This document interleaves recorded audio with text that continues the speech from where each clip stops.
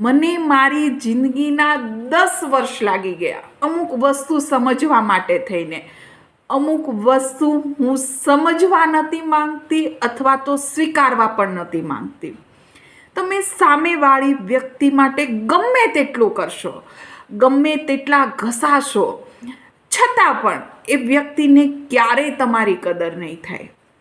બીજી વસ્તુ કે હંમેશા કોઈ વ્યક્તિ માટે તમે હાજર રહેશો ને તો એ વ્યક્તિ ક્યારેય તમને રિસ્પેક્ટ નહીં આપે, ક્યારેય માન સન્માન નહીં આપે. માન્યું કે તમારો નેચર જે છે એ થોડો ઇમોશનલ છે, દયાવાળો છે, પરંતુ એ દયા એવી જગ્યાએ દાખવો કે જ્યાં તમારી કદર થતી હોય. હંમેશા હરેક વ્યક્તિ માટે ઘસાવાનું નહીં અને હરેક વ્યક્તિ માટે હાજર નહીં રહેવાનું, ખાસ જ્યાં તમારી કદર ન થતી હોય ને ત્યાં.